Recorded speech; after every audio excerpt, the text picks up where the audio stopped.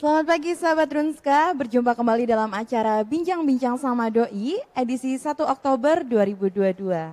Dalam beberapa waktu ke depan, Ica akan menemani sahabat Drunska di rumah berbincang bersama Dr. Retno Pujiastuti, dokter spesialis kesehatan jiwa.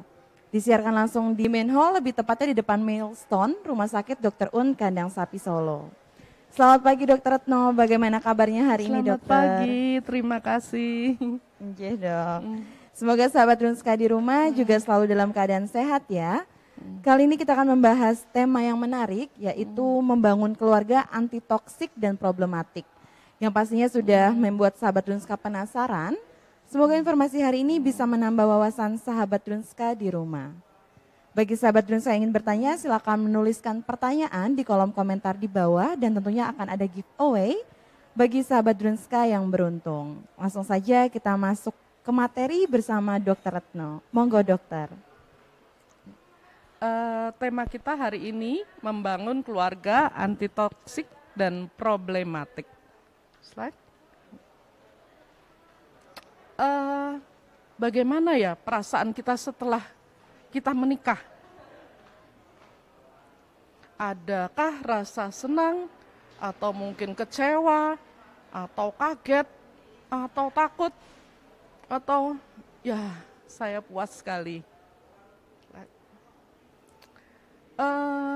Keluarga atau pernikahan yang harmonis itu apa sih? Ya, keluarga atau pernikahan yang harmonis itu adalah yang selaras, serasi, kemudian ada disiplin dan jangan lupa saling tolong menolong antara suami istri dan anak-anak satu keluarga.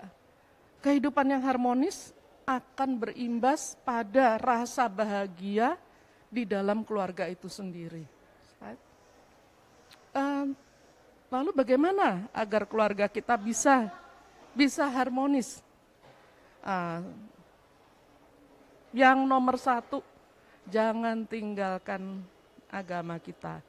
Jadi niatkan pernikahan kita atau niat kita untuk membentuk keluarga adalah untuk beribadah kepada Allah. Dan niatkan juga bahwa keluarga yang kita bentuk ini kita jaga sehingga bisa langgeng sampai akhir hayat kita. Apalagi kita harus menanamkan cinta pada pasangan, pada anak-anak kita setiap hari. Kemudian saling menghormati, menjaga kepercayaan, kemudian juga yang jangan lupa berkomunikasi, saling berbagi suka dan duka. Jadi jangan kalau misalnya lagi punya masalah, dipendam sendiri. Misalnya anak-anak tidak mau curhat sama orang tuanya, malah curhat sama teman-temannya. Orang tua adalah lebih utama untuk kita curhat. Kemudian jangan lupa selalu menciptakan suasana yang membahagiakan. Suasana baru setiap hari yang membahagiakan keluarga. Dan untuk bapak dan ibu, jangan lupa walaupun umur sudah makin tambah-tambah, ciptakanlah romantisme meskipun usia pernikahan sudah cukup jauh. Saling pengertian, empati, kemudian saling menyenangkan pasangan. Ya. Saling menguatkan, saling mendoakan, kemudian menciptakan cinta yang sehat untuk suami, istri, dan anak-anak. Itu adalah untuk kita hidup berbahagia. Kalau mohon maaf dalam agama Islam itu disebut qanaah. Gitu. Apa sih tugas bapak dan ibu di dalam keluarga? Ya, satu sebagai pasangan, kemudian sebagai bapak dan ibu bagi anak-anak, kemudian sebagai sahabat, sebagai teman, dan sebagai pemimpin juga. Dan bapak dan ibu memimpin sebuah tim dalam keluarga, bapak, ibu, dan anak. tim yang cita-citanya sama untuk membentuk kebahagiaan keluarga. Apa sih yang dapat mengganggu keharmonisan itu? Pasti ada, pasti. Misalnya salah satu pihak tidak bertanggung jawab, kemudian egois dan tidak jujur, kemudian overprotective. Kalau suami istri mungkin cemburunya berlebihan, itu juga tidak bagus. Kemudian pelit dalam memuji. Jangan pelit-pelit, ya. Pujilah pasangan kita, anak-anak kita kalau memang dia menunjukkan prestasi yang baik. Ya. Kemudian jangan membandingkan anak-anak kita, suami atau istri dengan orang lain, keluarga lain. Jadi tidak ada itu istilah rumput tetangga lebih hijau, itu nggak ada. Rumput rumah kita sendiri yang paling hijau. Nah, gimana tadi yang saya bilang komunikasi ya? Komunikasi itu yang kita harapkan adalah komunikasi yang positif, tapi bisa terjadi komunikasi yang negatif. Kemudian malah komunikasi yang kacau balau, dan yang paling jelek adalah tidak berkomunikasi sama sekali. Padahal ada yang dibilang kita boleh marah ya kepada pasangan atau anak, tapi begitu sudah waktunya tidur tidak boleh tidak bicara lagi. Slide. Ya, ini ya. Jadi selain komunikasi untuk keluarga kita harus ada adaptasinya.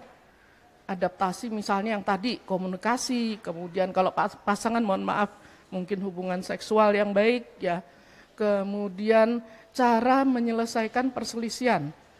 Saya mau tanya, ada nggak keluarga kira-kira nggak pernah berselisih? Nggak ada ya, Dok, ya? Pasti ada selisih kecil mungkin ya, Dok ya? Ada. Yang penting itu adalah perselisihan itu nanti kita akhiri dengan saling mendekati. Jadi nanti dapat pemecahan yang win dan win. Nah, saya menang, Anda juga menang gitu. Jadi jangan mau menangnya sendiri. Baik, kemudian yang juga penting masalah finansial. Ya, jangan bilang kalau cinta apa-apa beres deh, enggak bisa. Jadi apalagi sekarang ya, bekerjalah sekuat tenaga. Ya, bekerja, berusaha. Perkara nanti dapatnya berapa, itu yang kita harus menyesuaikan. Betul. Jadi jangan terus kalau cinta aja cukup kok gitu. Misalnya nggak bisa. Harus ada upaya untuk memenuhi kebutuhan finansial keluarga. Baik. Kemudian sikap terhadap anak. Jadi sejak awal kita membentuk keluarga, bapak dan ibu harus sudah kompak ya. Jangan kalau misalnya ibu ingin memanjakan, ntar si anak lari ke bapak. Gitu. Banyak yang seperti itu. Jadi kita harus kompak. Kalau ibu bilang tidak, ayah juga harus bilang tidak. Jadi anak tahu yang boleh mana, yang tidak boleh mana. Itu salah satu yang tadi sudah disebutkan, dalam keluarga harus ada disiplin. Ya, baik, slide. Nah, jadi komunikasi orang tua dan anak adalah disiplin, kemudian komunikasi, dan kemudian perlindungan, tapi tidak overprotective. Berarti harus porsinya pas gitu ya, Dok ya? Iya. Nanti misalnya yang banyak kejadian yang malu-maluin ya menurut saya. Misalnya anak-anak berantem ya, biasa anak-anak berantem. Nanti orang tuanya ikut maju. Anak-anak sudah berbaikan, orang tuanya masih musuhan. Iya, itu banyak sih ya, Dok. Betul.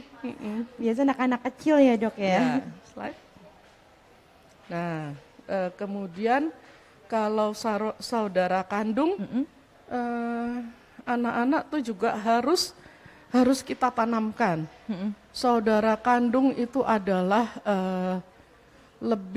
nilainya lebih tinggi daripada teman-temannya. Jangan sampai dia kalau punya masalah, larinya ke teman, tapi kalau sama kakak dan adik enggak mau ngomong. Nah, itu juga komunikasi yang kurang bagus. Jadi saudara kandung, karena kita hidup bersama sejak kecil, kesenangan kita bagi-bagi bersama. Betul. Kemudian pengalaman, entah baik, entah buruk, kita bagi-bagi bersama. Alangkah sedihnya kalau misalnya, tapi mungkin di negara lain ada ya, yang keluarga hanya boleh punya anak satu karena penduduknya sudah terlalu banyak. Dibatasi gitu ya, Dok ya. Kalau kita kan masih boleh dua anak, betul, cukup. Jadi nanti kalau mungkin orang tua kita sudah tidak ada, kita masih bisa ada berbagi yang masih saudara. Gitu. Slide. Nah, jadi kita itu punya kepribadian yang paling baik sebagai orang tua, sebagai pemimpin keluarga. Kalau ayah ya, adalah kepribadian, di sini adalah kepribadian ego state ya, namanya ego state orang tua. Ada ego state dewasa, ada ego state anak. Nah, yang terbaik adalah ego state dewasa. Jadi ego state dewasa itu kita seperti komputer. Jadi semua yang masuk itu adalah berdasarkan logika. Yang kita keluarkan juga berdasarkan kesimpulan yang nyata. Tidak terbawa emosi, tidak. Jadi nanti kalau misalnya bertanya kepada anak, pertanyaannya itu adalah yang mengumpulkan fakta. Jadi bukan cuman misalnya anak melakukan kesalahan. Kalau ego state yang orang tua itu langsung begini. Kamu. Nah, gitu. Tapi kalau ego state dewasa, kita tanya dulu dia. Mengapa dia melakukan itu, apa sebabnya, dan sebagainya. Nanti yang keluar seperti komputer. Diolah datanya, kemudian keluar hasilnya tanpa membawa emosi. Gitu. Slide. Nah, ini kalau ego state anak itu, janganlah kalau orang tua, kita yang sudah menjadi orang tua, masih berkepribadian sebagai kanak-kanak. Tapi ada satu kepribadian ego state kanak yang masih diperlukan sebetulnya. Yaitu apa? Mencari yang baru. Jadi misalnya biar nggak bosen, kita misalnya yang gampang ya, kita piknik bersama keluarga. Jangan ke situ-situ aja Pak, gitu. Kita cari yang baru. Itu sebetulnya adalah kepribadian anak-anak yang ingin menjelajah tempat-tempat yang baru, gitu. Slide. Terima kasih Dokter Retno untuk materinya ya Dok ya. Lanjut untuk pertanyaan nih Dokter. Beberapa memang sudah masuk pertanyaan dari sahabat Drunska. Langsung saja yang pertama, keluarga yang harmonis itu seperti apa ya Dok? Seperti tadi, yang selaras dan serasi. Bertanggung jawab dan ada disiplin. Itu. Berarti memang satu keluarga itu terdiri dari ayah, ibu, anak. Itu keluarga inti. Oh, ya. Keluarga inti. Baik. Kadang ada tambahan. Mungkin ada nenek, ada kakek, atau mungkin ada saudara sepupu, tapi keluarga inti adalah ayah, ibu, dan anak. Baik. Untuk manfaatnya sendiri Dok dari hubungan keluarga yang harmonis itu apa ya Dok? Satu, jelas rasa bahagia. Nah, itu nggak bisa dibeli. Rasa bahagia di dalam keluarga itu. Jadi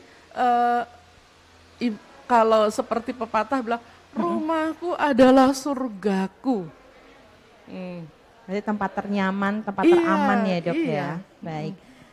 Ini kan tadi tentang yang harmonis Dok. Sekarang kita bahas penyebab dari ketidakharmonisan keluarga tuh apa ya dok ya? Iya, tadi kebetulan tadi juga sudah ada antara lain ya, nggak jujur, Betul. tidak jujur kepada pasangan, tidak jujur kepada orang tua, kemudian yang saya ini mungkin sekarang mungkin karena kesibukan ya, Betul.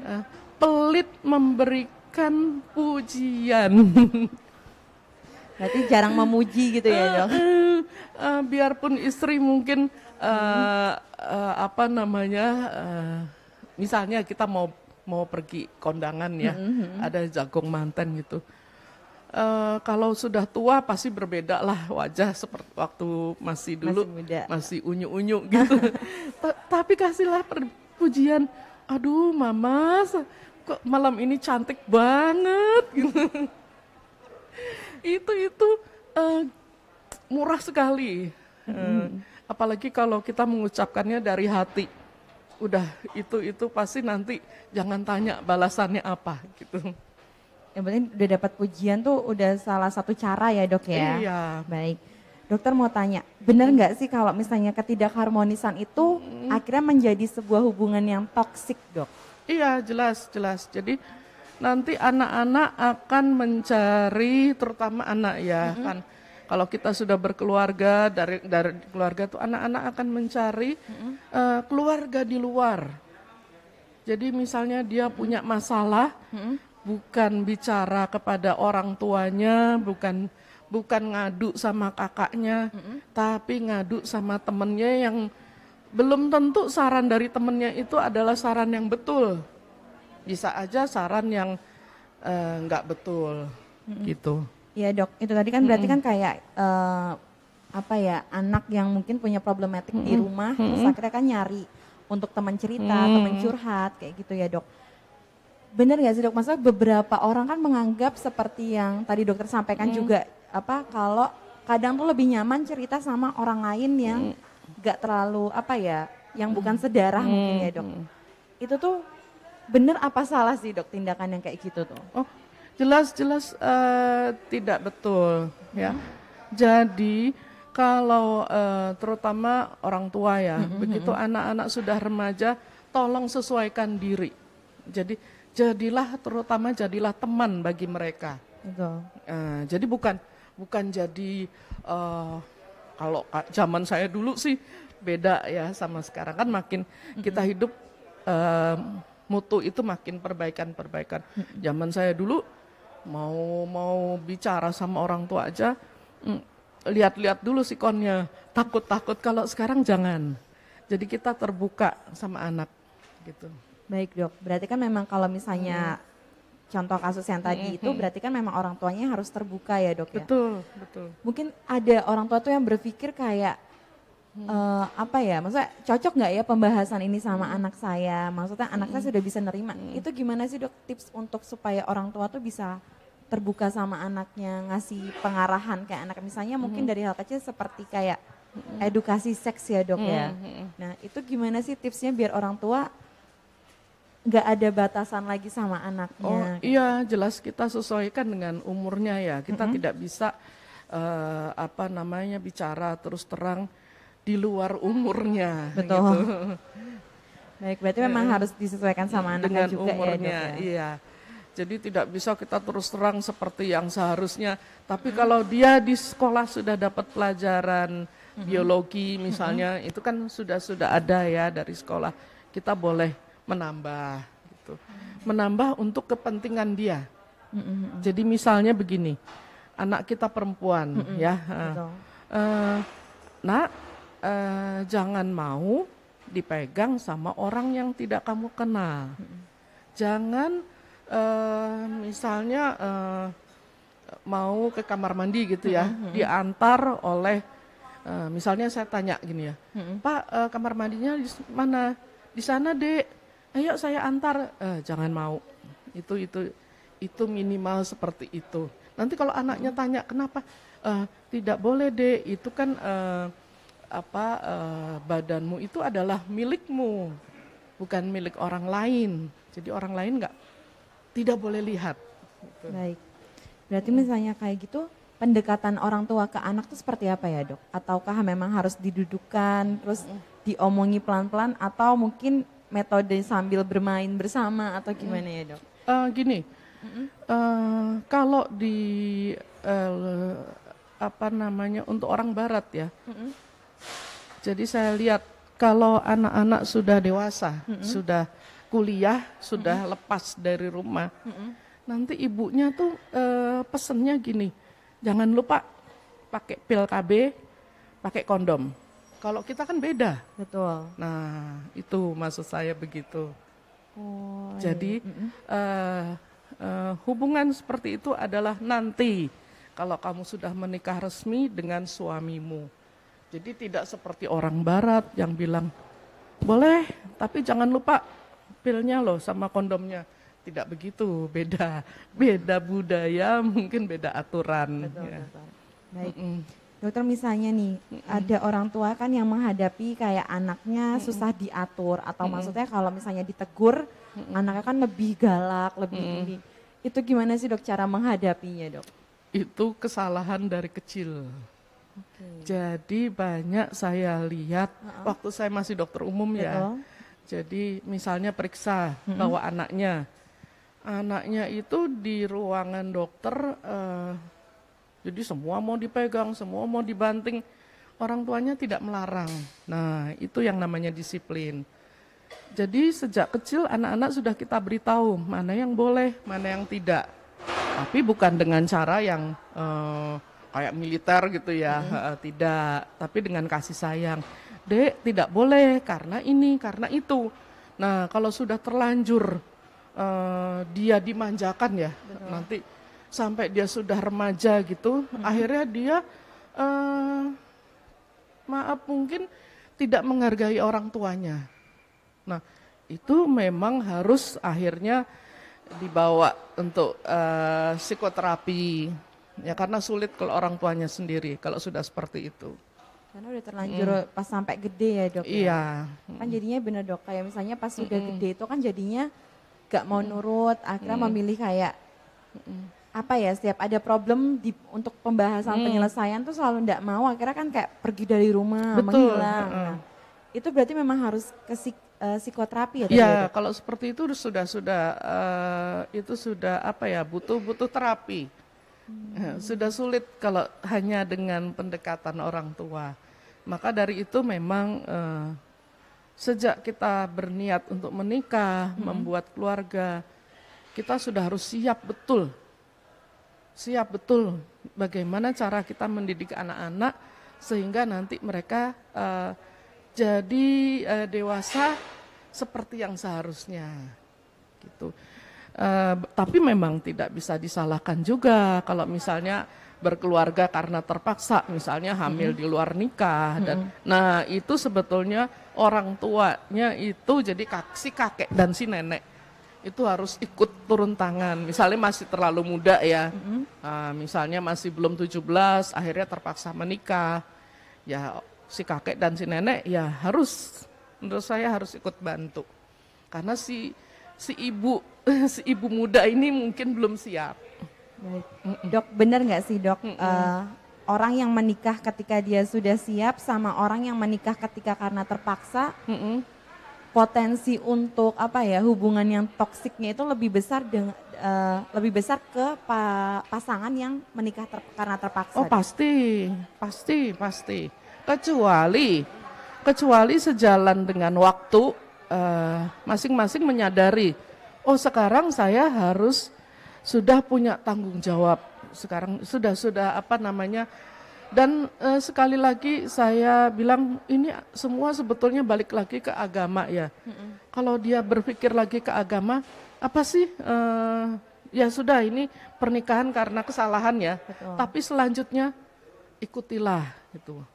Jadi tidak ada agama apapun yang menginginkan pernikahan itu kalau tidak terpaksa ya berhenti di tengah jalan, jadi amburadul, tidak bahagia. Kan tujuan membentuk keluarga adalah untuk kebahagiaan, meneruskan keturunan tapi dengan kebahagiaan. Baik. Kalau balik ke hubungan yang toksik dan problematik ya dok ya. Ini berarti tuh maksud dari toksik dan problematik itu apakah ada unsur kekerasan di dalam rumah tangga, di dalam keluarga, atau bisa juga karena kayak misalnya satu keluarga cuman diem-dieman, nggak bicara, atau cuman jadi kayak masing-masing sendiri, itu termasuk toksik atau gimana dok? Terutama kalau memang ada KDRT itu memang bisa berbekas sekali. Itu kalau hanya diem-dieman tidak separah KDRT. Jadi KDRT terhadap istri atau suami, bisa juga terhadap anak. Itu akibatnya bisa menjadi, saya punya beberapa pasien yang memang akhirnya dia seperti itu karena terjadi KDRT di dalam rumahnya. Gitu. Baik dok. Berarti misalnya nih dok, kayak KDRT pasangan suami istri ya dok ya. Bener nggak sih dok, pelaku KDRT itu pasti akan mengulangi tindakannya itu lagi dok? Maksudnya kalau dia nanti sudah jadi orang tua gitu. Misalnya mungkin KDRT sekali, terus kan dimaafkan sama istrinya. Apakah ada potensi itu bakal terulang lagi dok? Kemungkinan besar iya. Tapi bisa juga tidak kalau lagi-lagi saya harus bilang. Orang yang karena kita pasti punya salah ya, kilaf itu bisa. Salah kalau sekali masih bisa dimaafkan. Begitu dia salah berkali-kali, berarti dia keledai. Berarti memang udah lepas gitu ya. Tapi misalnya nih dok, kayak tadi ada KDRT, ada hubungannya sudah toksik di dalam rumah tangga. Lalu memutuskan untuk bercerai. Itu termasuk yang keputusan yang memang untuk baik kedua belah pihak atau sebenarnya masih bisa diselamatkan ya dok? Bercerai itu ada agama yang membolehkan, ada yang tidak. Yeah. Kalaupun yang membolehkan itu adalah jalan terakhir. Jadi kalau semua sudah tidak bisa, itu baru boleh diambil. Itu adalah jalan terakhir. Jadi saya pun tidak akan pernah menyarankan kalau masih bisa diperbaiki. Itu adalah jalan terakhir. Jadi itu diperbolehkan tapi dibenci oleh Allah. Betul. Itu hal yang diizinkan kalau terpaksa. Tapi sebetulnya dibenci. Kalau sudah mentok mungkin ya dok? Iya. Baik. Dok, tadi kan ada dampak-dampaknya nih dok. Untuk sebuah keluarga, dampak dari keluarga yang toksik problematik itu seperti apa dok? Kalau yang jelas itu akhirnya ya kita tidak bisa merasakan lagi keinginan berkeluarga untuk berbahagia di dalam keluarga kita. Itu pasti sudah hilang. Nah, itu adalah yang utama.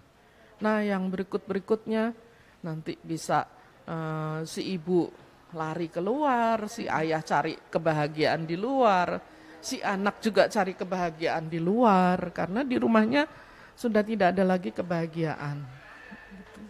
Berarti kalau udah saat yang, masa udah di keadaan yang kayak gitu, berarti memang butuh seorang psikiater ya? Iya. Karena kalau kita nanti berdiri di situ, kita kan netral, tidak memihak sana, tidak memihak sini. Jadi kalau keluarga belum tentu, kadang bisa memihak. Kalau dokter tidak. Jadi pasti akan seperti komputer itu. Jadi data diambil dari semua tempat. Logika ya dok ya, balik lagi. Baik, dok, ini ada pertanyaan dari sahabat Drunska. Hartini Sofiani Jin bertanya, keluarga toksik dan apa saja jenis toksik dan bagaimana cara menghadapi atau pencegahannya dok? Ya, kalau yang toksik itu yang macam-macam ya, misalnya kalau yang sudah tadi karena tidak kejujuran dan sebagainya ya, membanding-bandingkan dengan keluarga lain. Nah, apa yang terakhir pertanyaan? Pencegahannya. Ya, jangan kita berbuat seperti itu. Jadi jadikanlah rumah kita itu surgaku. Buatlah kalau kita pulang ke rumah itu adalah surga kita. Sekarang saya mau tanya ya, kenapa zaman dulu tuh si mbah-mbah itu yang menikah dijodohin belum ketemunya waktu pas akad nikah. Kenapa angka perceraiannya rendah banget zaman dulu, hampir-hampir tidak ada. Yang sekarang, pernikahan yang sekarang milih-milih sendiri, pacaran juga udah bertahun-tahun. Kok angka perceraian tetap tinggi? Karena apa?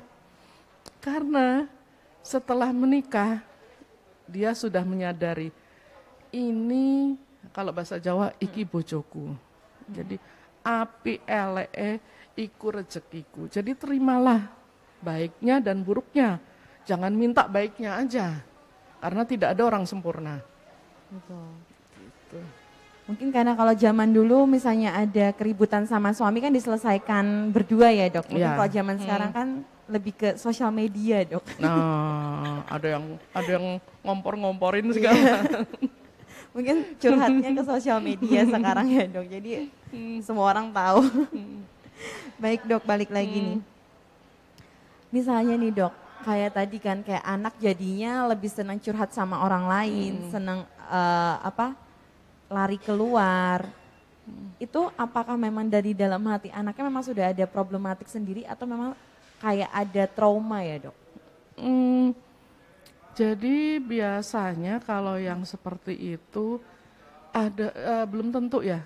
Ada juga anak-anak yang seperti itu caper. Jadi dia cari perhatian orang tua. Saya juga punya pasien. Dikit-dikit kalau ngambek, entah di sekolah dibully temennya, entah apa, ngiris tangannya. Tapi ngirisnya bohong-bohongan, cuman berdarah dikit gitu. Biar orang tuanya kasih perhatian. Berarti sebagai salah satu cara karena mungkin di rumah nggak diperhatikan gitu ya dok ya? Ya mungkin juga bukan salah orang tuanya ya. Betul. Kalau mereka sudah terlalu lelah untuk cari uang. Nah anak-anak makin besar harusnya juga makin memaklumi. Oh bapak dan ibu saya tuh kerja tuh biar saya bisa tetap sekolah. Nah itulah. Jadi semuanya satu tim dalam keluarga itu harus saling mendukung. Bukan hanya bapak dan ibu harus sempurna, tapi anak-anak boleh sakar PDW. Dok misalnya kayak anak yang kena kayak gitu, biasanya untuk ke dokternya apakah didampingi orang tua atau mereka yang kayak dikulik sendiri gitu apa gimana dok? Ya orang tuanya yang bertanggung jawab karena kan anak itu masih tanggung jawab orang tua. Nah begitu sampai kalau di ruang konsultasi kita tawarkan ke si anak, mama sama papa di dalam atau kamu mau cerita sendiri sama bu dokter gitu. Iya. Kadang ada yang dia rahasiakan. Oh iya. Oke dok. Baik, berarti kalau misalnya apa ya dok, maksudnya tips untuk menghindari sebuah jadi keluarga yang jadi hubungannya yang tadinya toksik, akhirnya bisa jadi sebuah keluarga yang harmonis tuh gimana dok caranya? Ya jujurlah ya, jujur. Jadi ingat kita itu satu tim untuk bisa membawa kapal atau perahu ini menuju kepada kebahagiaan. Satu tim semua harus bekerja sama. Baik. Tadi kan dokter bahas kan ya dok, kayak misalnya kamu kalau mau menikah jangan lihat cintanya aja. Iyalah, kalau sekarang ya begitu. Betul. Tapi kan ada beberapa orang yang misalnya gini dok, ada beberapa orang yang kalau misalnya deketin cewek ya kan dok, memang mau diarah ke serius, tapi selalu ngomongnya kayak ya udah yang penting saling cinta, nanti kalau rezeki bisa dicari bersama. Itu gimana dok? Memang jadi gini, waktu Anda misalnya masih bujangan, mungkin rumah belum punya, kendaraan cuman sepeda motor yang udah entah tahun berapa. Begitu menikah, rezeki berdatangan. Tapi jangan coba-coba menikah kalau belum punya penghasilan, walaupun penghasilan hanya seberapapun, itu salah satu bentuk tanggung jawab gitu. Jadi bukan nduk kowe kan nek anu golek kudu sing sugih. Ndak, bukan begitu maksudnya. Baik, tapi bertanggung jawab ya Dok ya. Nah, dia sudah siap untuk bertanggung jawab karena rezeki. Nanti begitu dia menikah rezekinya akan berlipat. Setelah dia menikah dia bisa punya rumah, bisa punya mobil. Padahal dulu waktu belum menikah gajinya ya sama sebetulnya, tapi gajinya habis buat beli rumah nggak bisa, buat beli mobil mungkin nggak bisa. Gitu. Baik. Itulah apa ya hikmah untuk berkeluarga. Jadi rezeki pasti akan dilipatkan. Baik, tapi tetap tadi ya Dok ya, berarti jangan cuma cintanya aja ya Oh Dok. jangan, nekat itu. Jangan makan cinta ya Dok. Baik Dok, berarti itu salah satu untuk apa ya, dasar supaya kedepannya hubungannya lebih kuat, lebih ke harmonis gitu Oh ya Dok. iya, iya. Jadi dan misalnya sudah berniat berkeluarga, ya sudah berniat. Oh memang dengan gaji sekian saya harus sudah siap. Saya nggak boleh langsung misalnya minta ini, minta itu, enggak. Jadi istri itu harus pintar-pintar mengelola uang. Misalnya si istri tidak bekerja gitu. Baik. Dok benar nggak sih hubungan yang kedepannya toksik dan problematik itu bisa dilihat waktu kita penjajakan masa kayak misal pacaran, pengenalan itu tuh sebenarnya udah terlihat nggak sih Dok? Kalau yang dengan yang baik-baik saja mungkin sulit ya, karena manusia bisa berubah sifatnya setelah menemui masalah-masalah. Tapi misalnya ya menikah dengan seseorang yang track recordnya sudah sebelum menikah udah jelek banget, ya siap-siaplah untuk berjibaku ya untuk merubah itu jadi baik. Ya tetap bisa, tapi kan nanti harus setengah mati lah gitu usahanya. Benar. Karena kita nggak tahu ya, orang tadinya baik-baik setelah ketimpa masalah ini masalah itu jadi berubah. Bisa aja, bisa. Soalnya kan ada ya Dok ya beberapa orang, apalagi terutama cewek ya mungkin ya, sudah tahu misalnya dari awal ternyata kan cowoknya ada apa yang tadi dokter bilang udah ada bibit-bibitnya, cuman kan berpikir kayak oh ini bisa kita rubah nih pasti. Iya pasti ini nanti kalau udah nikah sama saya pasti berubah. Iya boleh berharap gitu, boleh. Tapi ukurlah diri Anda dulu gitu. Oke, berarti memang harusnya kayak gitu ya udah jadi kayak apa ya warning tersendiri mungkin ya Dok. Ukurlah diri Anda ya, sanggup nggak merubah? Oh kalau sanggup hebat karena memang orang pun bisa berubah dari yang misalnya nilainya dari A, B, C, D, dia nilainya D bisa berubah naik tingkat bisa saja.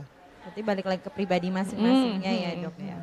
Dokter mau bahas lagi nih Dok, kayak rumah tangga ternyata di keluarganya itu ada tipe yang kalau misalnya berantem itu justru bukan menyelesaikan tapi kabur.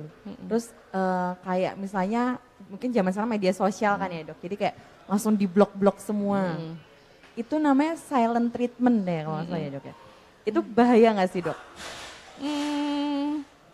Jadi masalah apapun selesaikanlah kalau dengan ada peribahasa sebelum kita tidur. Jadi sesudah kita tidur diharapkan masalah itu sudah selesai. Jadi jangan dibawa kabur, diem-dieman sampai sebulan. Oh ya jangan. Baik. Berarti kalau untuk menghadapi nih Dok, misalnya di satu keluarga si anak ini sudah sudah ngerti oh keluargaku ternyata nih toksik nih. Maksudnya udah rusak gitu ya Dok ibaratnya. Gimana sih cara menghadapinya Dok? Untuk si anak? Karena misalnya dia kebetulan ayah ibunya bermasalah ya. Ya carilah keluarga yang masih dihormati oleh ayah dan ibunya gitu. Nggak apa-apa minta tolong misalnya sama Pak D-nya, sama Bu D-nya gitu. Berarti cari bantuan orang luar ya dok Iya ya? kan, karena sebagai anak dia sulit ya nanti kalau untuk ikut-ikut campur gitu. Betul. Karena Baik. statusnya kan di bawahnya orang tua. Baik Dokter Retno. Mm. Untuk terakhir nih mungkin dok, Mm. tips untuk anak muda yang mau nikah biar nggak salah pilih pasangan, biar jadi bisa membangun keluarga yang harmonis, bukan keluarga yang toksik atau problematik, apa dok? Kalau sebentar, apal nggak Pancasila? Yang nomor satu aja. Ketuhanan yang Maha Esa Ya dok. itu nomor satu itu. Carilah yang beragama dulu, nomor satu itu dulu. Yang sama ya dok? Itu dulu. Lain-lainnya berikutnya. Oke. Berarti memang pondasi dasar tuh agama ya dok? Iya betul. Karena kalau kita sudah beragama, kita mau apa, kita tahu. Oh, dilarang dan sebagainya gitu. Dan tahu nanti akibatnya apa. Betul. Karena kan sudah apa ya? Mungkin yang ditakutkan udah bukan manusia tapi kan lebih ke Tuhan ya dok ya. Jadi menikahimu atas dasar Tuhan gitu. Ya karena kita kan nanti inginnya memang apa ya, membentuk keluarga tuh adalah untuk berbahagia selamanya. Betul. Sampai habis umur kita. Betul. Kan gitu. Kan yang diharapkan begitu. Betul dok. Baik, itu dia informasi dari Dokter Retno mengenai cara membangun keluarga yang harmonis ya, bukan yang toksik atau problematik. Terima kasih dokter, sebentar saya mau info ke sahabat Drunska dulu ya dok ya. Boleh. Penting banget nih untuk sahabat Drunska yang mau ke rumah sakit, yang hendak periksa nggak usah khawatir karena Drunska tetap aman. Sahabat Drunska bisa melakukan pendaftaran secara online dengan menggunakan aplikasi Drunska Mobile yang terkini terdapat fitur kotak saran, pengumpulan dan redeem point serta pengecekan hasil laboratorium dan radiologi. Pendaftaran jadi lebih mudah dan dapat diakses di mana saja. Pendaftaran menggunakan Drunska Mobile berlaku H-7 sampai H-1 tanggal periksa. Jadi segera update aplikasinya. Bagi sahabat Drunska juga yang mau konsultasi dengan Dokter Retno, bisa banget dong Dokter Retno praktik di klinik spesialis kesehatan jiwa Rumah Sakit Dr. Unkanang Sapi Solo. Untuk melihat jadwal dan pendaftaran bisa melalui aplikasi Drunska Mobile. Menginformasikan juga kini di Cafe Drunska tersedia catering cafe diet bagi sahabat Drunska yang sedang melakukan program diet, baik untuk diet diabetes, kolesterol, asam urat, dan rendah garam. Untuk informasi lebih lanjut dan melakukan pemesanan, langsung saja bisa menghubungi nomor cafe diet yang tertera di layar. Mau info juga buat sahabat Drunska, jika sekarang Instagram Drunska sudah hadir kembali dengan nama @rs.drunska. Jadi @rs.drunska. Untuk Instagram baru dari Rumah Sakit Dr. Unkanang Sapi Solo. Selanjutnya dokter mungkin mau ada take home message dokter yang mau disampaikan ke sahabat Drunska di rumah. Boleh ya lihat contekan ya. Oh boleh dokter. Monggo. Jadi kesimpulannya membentuk keluarga. Keluarga itu adalah ibaratnya tanaman. Tumbuhnya dia kalau ingin tumbuh dengan subur butuh siraman. Siramannya apa? Bukan air, siraman cinta. Kemudian dia juga bisa tumbuh dengan baik kalau tanahnya subur. Suburnya pakai apa? Pupuk? Oh bukan, pakai kasih sayang. Kemudian dia juga butuh sinar, bukan sinar matahari. Ini sinar yang menghangatkan, yaitu dukungan, saling mendukung. Kemudian memangnya kalau keluarga nggak pernah ada cobaan, masalah? Ada, pasti. Tapi jangan khawatir. Pohon atau tanaman yang kokoh tidak akan mudah untuk tumbang. Itu. Baik. Jadi kalau kita menjaga semua, cobaan apapun akan lewat. Begitu, mudah-mudahan. Amin. Baik, terima kasih Dokter Retno untuk waktunya dan perjumpaan pada hari ini. Tidak terasa sudah 1 jam kita bersama ya dok ya, dengan sahabat Drunska di rumah. Terima kasih juga untuk semua sahabat Drunska yang sudah setia mengikuti dari awal hingga akhir. pemenang giveaway akan kami umumkan besok melalui IGTV. Jadi stay tune di Instagram @rs.drunska. Jadi sebagai sahabat Drunska yang mau informasi mengenai layanan rumah sakit atau talk show kesehatan juga bisa follow langsung IG Drunska yang baru ya. Selamat melanjutkan aktivitas dan selamat berakhir pekan bagi sahabat Drunska sekalian. Jangan lupa tetap mematuhi protokol kesehatan, menjaga kebersihan dan selalu jaga kesehatan. Satu pesan lagi dari saya untuk para sahabat Drunska. Sahabat. Oke. Saya sebagai dokter di Dr. Un punya prinsip, punya apa ya? I always ready for you. Jadi jangan tanya mau hari Lebaran, hari Minggu. Kalau bukan poliklinik ya, kalau poliklinik pasti tutup. Kalau misalnya sedang dirawat, membutuhkan konsultasi kepada saya, silahkan. Jadi tidak ada halangan apapun. Baik. All ready for you ya dok ya? I always ready for you. Oke, siap. So, baik, kalau gitu kita berpisah dulu sama sahabat Drunska ya dok ya. Sampai jumpa di acara Bincang-Bincang sama Doi selanjutnya.